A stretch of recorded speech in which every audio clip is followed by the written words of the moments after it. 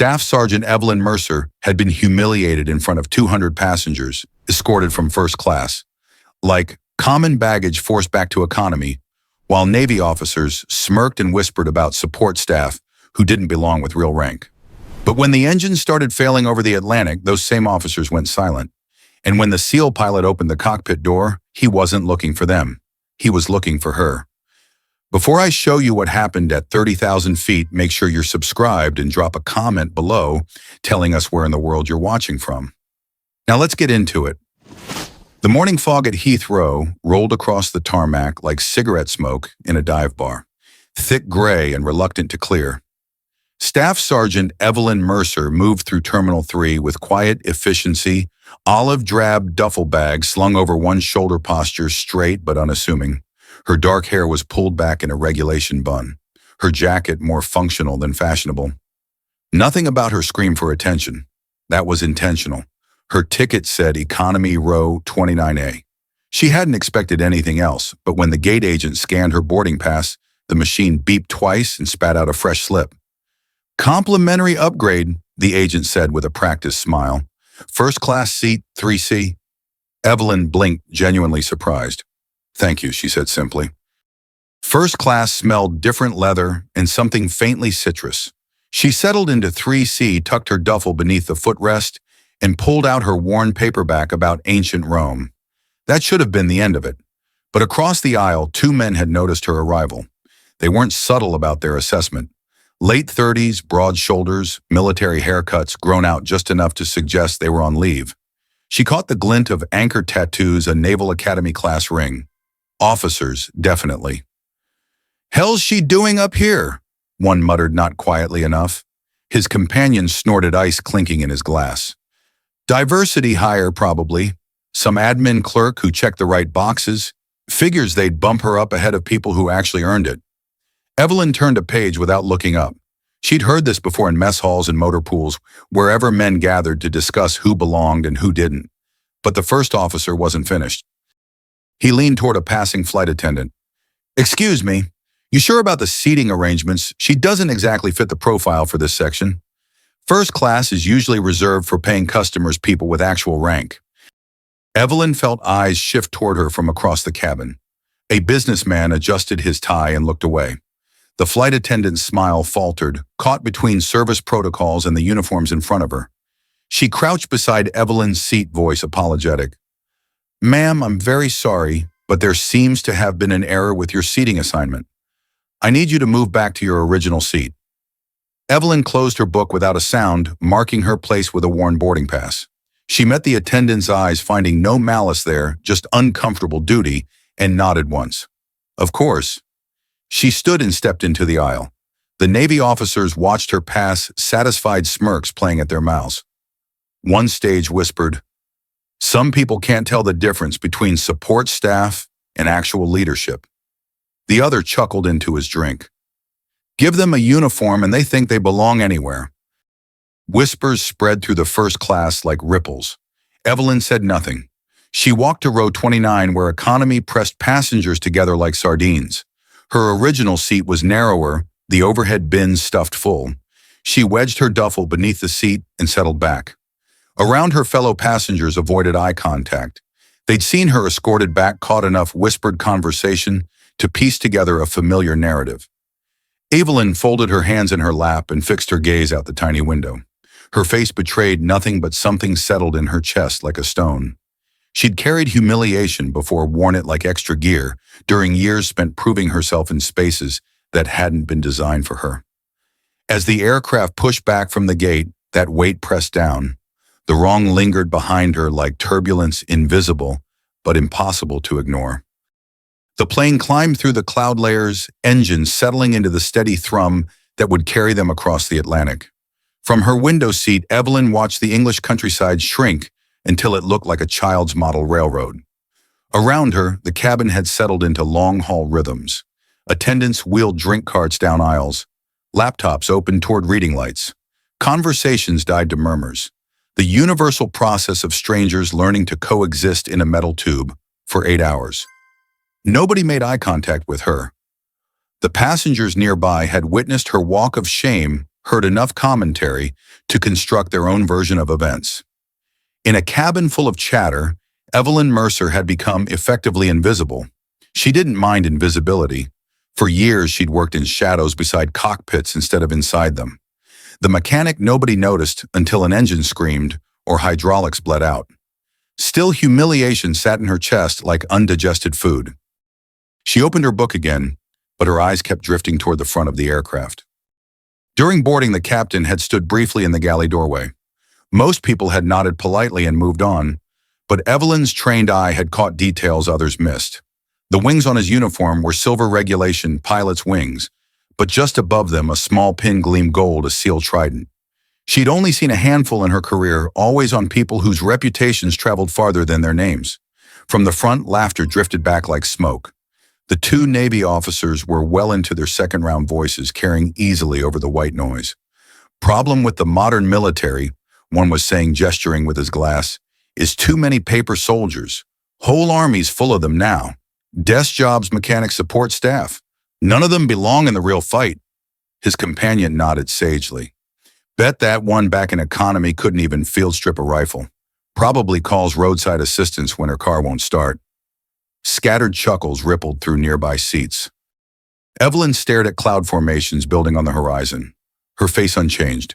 She'd learned that some conversations weren't worth joining, especially when the speakers had already decided what they knew about you. The plane hit turbulence. Nothing serious, just enough to rattle ice and make passengers glance around nervously. Evelyn felt it differently, not as random buffeting, but as communication from the machine itself. The slight hesitation in the left engine's rhythm, the way the wing flexed to absorb stress. She'd spent too many years listening to aircraft to miss the signs when they started talking. And this one was beginning to whisper things that made her pay attention in ways the other passengers weren't. An hour into the flight, cruising altitude brought false calm. The seatbelt sign had clicked off. Cabin lights dimmed for the long stretch over dark water. Passengers dozed with blankets. Screens flickered with movies. Attendants moved with practiced rhythm. Evelyn kept her eyes closed but never really slept on flights. Old habit from too many military transports where sleep meant missing the warning rattle or pitch change that came before something failed. She listened with more than her ears. The first sign was smell, a faint acrid tang in the recirculated air, buried beneath coffee and cleaning solutions. To most passengers, it was just airplane smell. To Evelyn, it was unmistakable. Overheated wiring insulation cooking under electrical strain. Then came the sound of barely perceptible cough in the left engine, masked by steady drone. But she'd spent years learning to hear individual voices in that chorus, and one was starting to stutter. She sat forward, gaze narrowing on the wing. The flex pattern looked normal. The exhaust trail wasn't. A subtle vibration rippled through the fuselage, not turbulence, but mechanical stress. Overhead bins rattled softly. A baby started crying 3 rows back. Then the lights flickered not once but twice, long enough for people to look up from entertainment screens, with unease long enough for Evelyn's hands to clench on her armrests. The intercom crackled, but before the captain could speak, thin gray smoke began seeping from ventilation grills above first class. Just wisps, but enough to carry that bitter electrical smell throughout the forward cabin. The change was immediate. Heads snapped toward the ceiling. Conversations died. Someone said, "Is that smoke?" in a voice pitched higher than normal. Flight attendants materialized with movements just too quick to be casual. "Please remain calm and seated," one announced, but her smile looked painted on. "We're investigating a minor technical issue." Evelyn's pulse slowed instead of speeding up. Combat training had drilled that response. When everyone else panicked, you slowed down, took inventory. She breathed carefully. Smoke from electronics definitely, but no raw fuel. No combustion smell, not an explosion. Not fire in the cabin, but something electrical was cooking itself to death. A deep shudder ran through the airframe, hard enough to slosh drinks and rattle overhead compartments. One popped open above row 15, spilling a laptop bag before snapping shut. People gasped. Someone screamed, and the baby's crying turned into wailing. In first class, the Navy officers were on their feet earlier, confidence evaporating. "What the hell's happening?"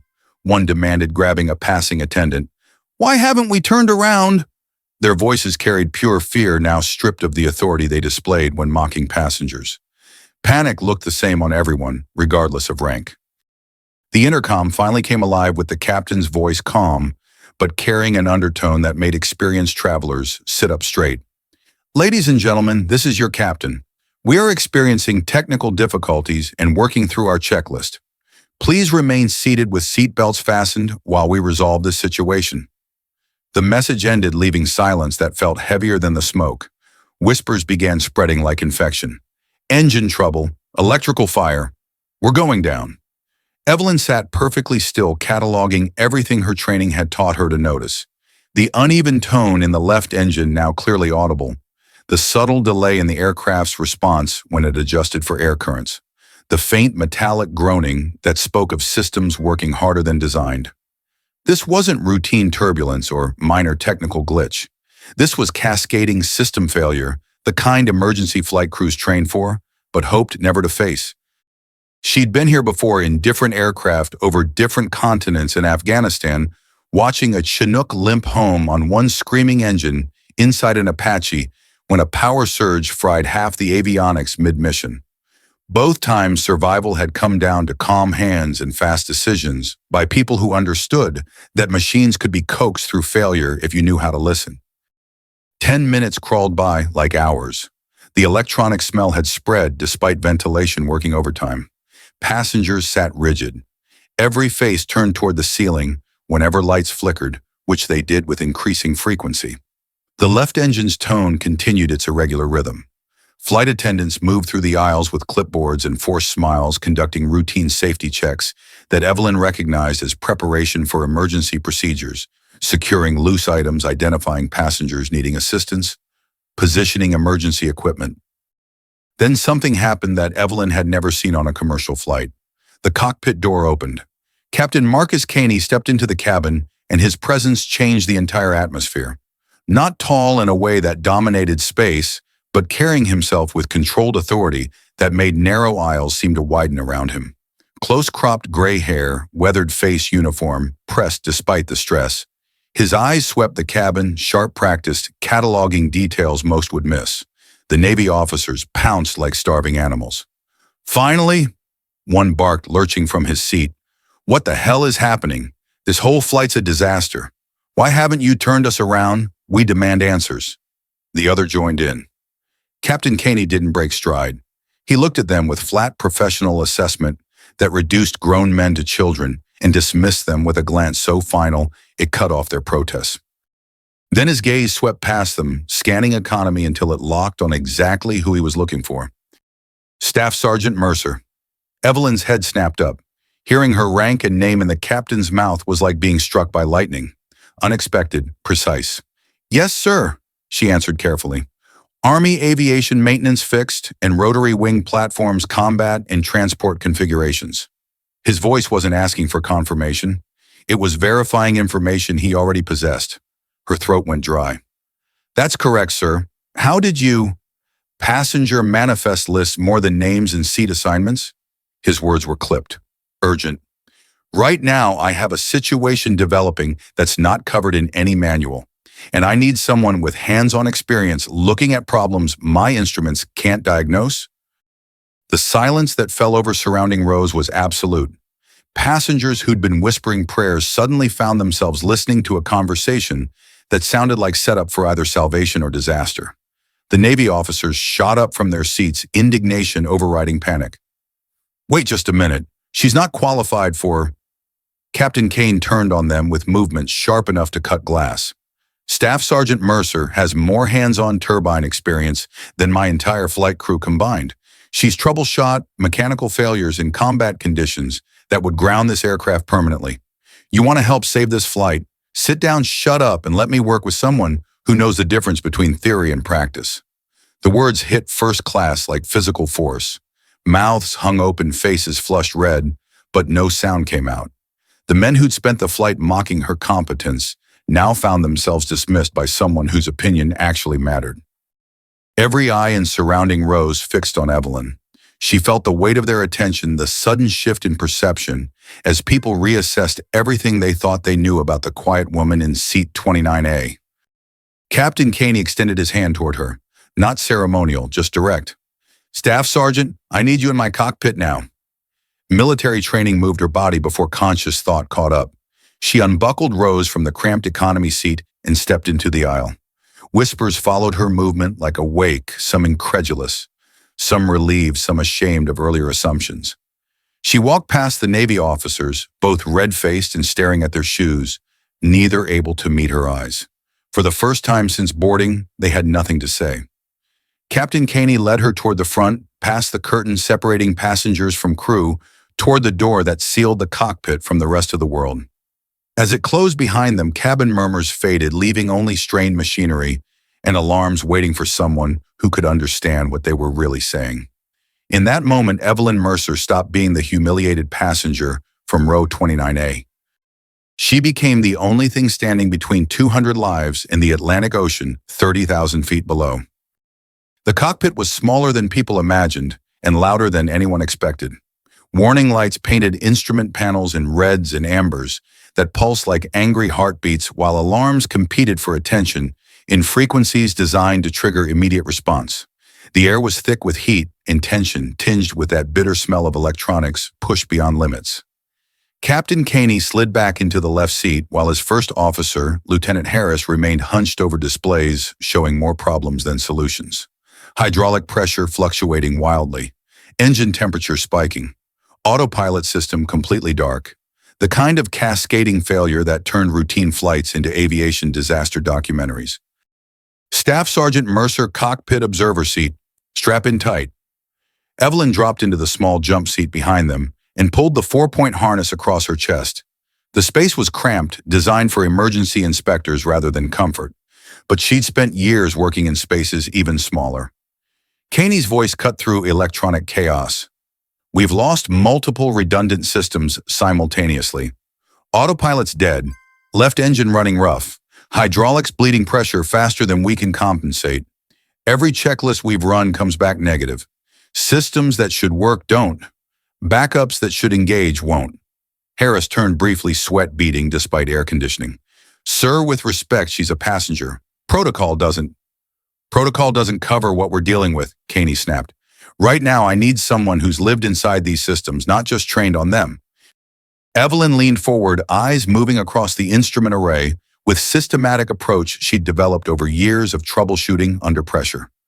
She ignored alarms and focused on patterns, relationships between failing systems, timing of warning cascades, mechanical symptoms computers couldn't interpret. Your port side temperature sensor is giving false readings, she said after 30 seconds of analysis. It's showing thermal stress that isn't there. If you throttle back based on that data, you'll starve the engine and lose it completely. Harris blinked, glancing between instruments and her face. Caney's hand moved immediately to throttle controls, making minute adjustments that smoothed out the left engine's irregular rhythm.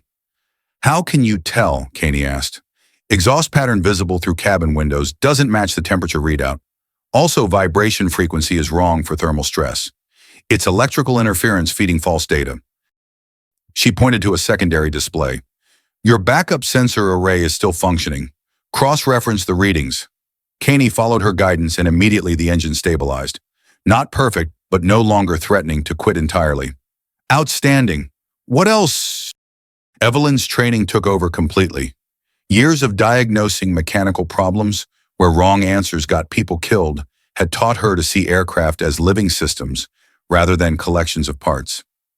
Hydraulic leak isn't where your system thinks it is, she continued scanning pressure readings. You've got a cross-feed valve stuck partially open, bleeding pressure into the wrong circuit and confusing diagnostics.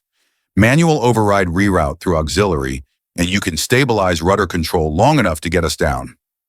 Harris hesitated, looking to Caney for confirmation. Caney nodded immediately. Do it. The first officer's hands moved across controls, implementing her suggestions. Hydraulic pressure stabilized, rudder response smoothed out, and for the first time in 20 minutes, the aircraft felt under control rather than barely contained. Jesus, Harris muttered. How did you... I've patched this exact failure configuration on a C-30 in combat conditions. Evelyn said simply. Your bird's more sophisticated, but fundamental systems are similar. Metal and physics work the same way whether you're over Afghanistan or the Atlantic. Caney turned to look at her directly. Staff Sergeant, you're not leaving this cockpit until we're on the ground. Clear. Yes, sir. The next hour dissolved into a rhythm of crisis and correction. Evelyn identified a fuel flow imbalance the computer had missed, recalibrated a navigation sensor using manual inputs when electronics gave conflicting readings, and provided running commentary on mechanical stress patterns that kept them ahead of failures before they became catastrophic. But through it all, she could feel the aircraft struggling against problems bigger than any individual system failure. This was the kind of emergency aerospace engineers designed redundant systems to prevent multiple critical failures happening simultaneously, creating conditions no single procedure could address. The decision came fast and without debate. Caney's voice was steel when he made the call. Keflavik Air Base, Iceland military installation, longer runway crash equipment on standby. 90 minutes of flying time with one engine running, rough hydraulics patched by improvisation and storm clouds, building like mountain ranges across their path. Through cockpit windows, lightning split the sky in jagged forks that painted instrument panels in brief electric blue. Evelyn kept her eyes moving between gauges and weather outside, calling adjustments in steady streams. Throttle steady, don't chase the fluctuations. Feed auxiliary hydraulics now. 20% buffer before the crossfeed valve fails completely. Turbulence hit them like physical assault, dropping the aircraft hard enough to slam everyone against restraints. In the cabin behind them overhead, bins rattled, drinks spilled, and sounds of genuine terror rose above mechanical noise. Hold her level, Harris shouted as the control yoke kicked against his hands. Caney's voice cut through chaos like a blade. Easy, don't fight the weather. Ride it. Mercer, talk to me. Evelyn felt the aircraft bucking beneath them, reading stress patterns and how the airframe responded to each gust. This was the same kind of flying she'd experienced in military transports over mountain ranges, where weather could kill faster than enemy fire. She's fighting on the left side because the engine's not giving consistent power. Compensate 2 degrees right. Bleed pressure to crossfeed. Don't try to muscle through the turbulence. Let her flex. She's designed for this. Caney followed her guidance hands, light on controls, working with the aircraft instead of against it. The plane steadied slightly, still bucking, but no longer threatening to tear itself apart. Through the storm, they caught glimpses of the Icelandic coast. Rocky, barren landscape swept by winds that could strip paint from metal. Runway lights at Keflavik appeared and disappeared behind curtains of rain, distant but growing larger. Gear down, Caney ordered. The hydraulics groaned in protest. Warning lights flared across the panel like Christmas decorations designed by someone having nightmares. Evelyn's hand shot to manual override. Systems not responding normally. You'll have to drop on gravity, not hydraulic pressure. Manual extension. The landing gear clunked into position with sounds that suggested it was barely holding together. 3 green lights confirmed lockdown, but indicators showed pressure readings that made everyone in the cockpit hold their breath. Confirmed and locked, Harris reported, voice tight. Outside the windows, the runway rushed toward them through sheets of rain that made visibility nearly zero. Approach lights strobed past the windscreen like tracers marking their descent path toward solid ground that suddenly seemed very far away. This is going to be rough, Caney called out. The words were barely out of his mouth when they hit the runway. Impact. The landing gear slammed into concrete with a sound like artillery fire. The aircraft bounced once hard enough to lift everyone against restraints before wheels bit down and held. Smoke poured from brakes as Caney fought to keep them straight, engines screaming in reverse thrust. The entire airframe shuddered with the violence of a controlled crash. The plane slowed, gradually fighting momentum and weather until finally it ground to a complete stop in the middle of the rain-soaked runway. For 10 seconds, there was no sound except the tick of cooling metal and drum of rain against aluminum skin. Then, as if released from a spell, the entire cabin erupted in applause and sobbing and laughter that sounded like hysteria, but felt like rebirth. They were alive, all of them. Captain Kane reached over and shut down the engines, his movements deliberate and final. In the sudden quiet, he turned to look at Evelyn, rain streaking the windscreen behind him like tears. Staff Sergeant, he said, his voice carrying weight no regulation manual could define. That landing goes in your logbook too. She held his gaze and nodded once. There was nothing else that needed saying. Emergency crews swarmed the aircraft within minutes, but the crisis was over. What remained was aftermath, people realizing they were safe paperwork and investigations that followed emergency landings, bureaucratic machinery that turned life and death decisions into official reports. The storm still hammered the runway outside, turning tarmac into a lake of reflected emergency lights. But inside, there was only the stunned quiet of people processing their own survival. When the cabin door finally opened, cold Icelandic air rushed in, carrying the smell of rain and aviation fuel and the indefinable scent of safety. Evelyn emerged from the aircraft into chaos of flashing lights and shouted instructions, rain soaking through her jacket within seconds. She stood for a moment beside the landing gear, looking up at the aircraft that had carried them all through impossible conditions. The Airbus looked smaller on the ground, scarred but intact rain-washing stress marks from its aluminum skin. Battle damage, she thought, the kind of wear that marked machines and people who'd been tested beyond design limits and survived anyway. Staff Sergeant. She turned to find Captain Caney approaching through the rain, his uniform jacket dark with water, but posture still carrying command authority. Without hesitation, in full view of passengers, still moving toward the terminal, emergency personnel, conducting organized chaos and ground crews, working around landing gear, Caney came to attention and rendered a sharp, deliberate salute. It wasn't ceremony, it wasn't protocol, it was recognition from one professional to another, acknowledgement of competence demonstrated under pressure that had saved lives when everything else failed. The gesture cut through noise and confusion like a signal flare. Ground crew members stopped their work. Passengers waiting at the bottom of stairs turned to watch. Emergency responders paused in their duties. Evelyn returned the salute with equal precision, water dripping from her hair movements, carrying 12 years of military training that had prepared her for moments exactly like this. Nearby, the two Navy officers had reached the bottom of stairs.